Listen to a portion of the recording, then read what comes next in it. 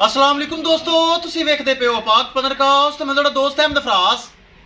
अज माशाअल्लाह 5 गावां for sale हैं। किसे भरा वीर नूं पहले दूजन अच्छी नस्ल दी गाय चाहिदी होवे 5 गावां फॉर सेल।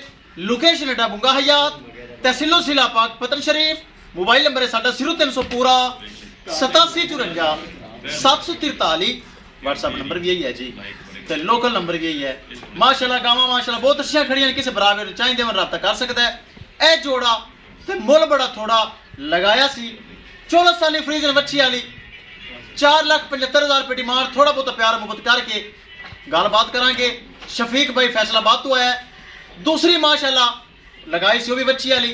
अरसलान भाई गट वाला फैसलाबाद, दोनों यानी फैसलाबाद।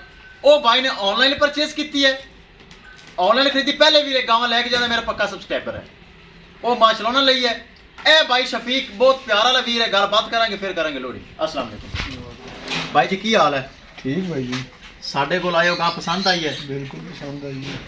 चुआ पसमा तसल्ली है तसल्ली और किसी किस्म का कोई धोखा फराड हेरा फेरी गांव से कोई नहीं। कोई नहीं। जेर ਤੁਹਾਡੇ सामने पै गई, बिल्कुल। खांदी पींदी वेख ਲਈ। ओके। किराए लूं ਅਸੀਂ ਆਫਰ ਦੇ ਛੱਡੀ ਗਾਂ ਇੱਕ ਫੈਸਲਾਬਾਦ ਜਾ ਰਹੀ, ਮੈਂ ਕਿ ਤੁਹਾਡੀ ਨਾਲ ਫਰੀ। ਇਹ ਵੀ ਤੁਹਾਡੇ ਵਾਸਤੇ ਬੈਨੀਫਿਟ ਹੈ। गाय माशाल्लाह जा रही भाई उन्होंने राजी हो, खुश हो। खुश है। चलो अल्लाह ताला भाई शफीक दे नसीब करे।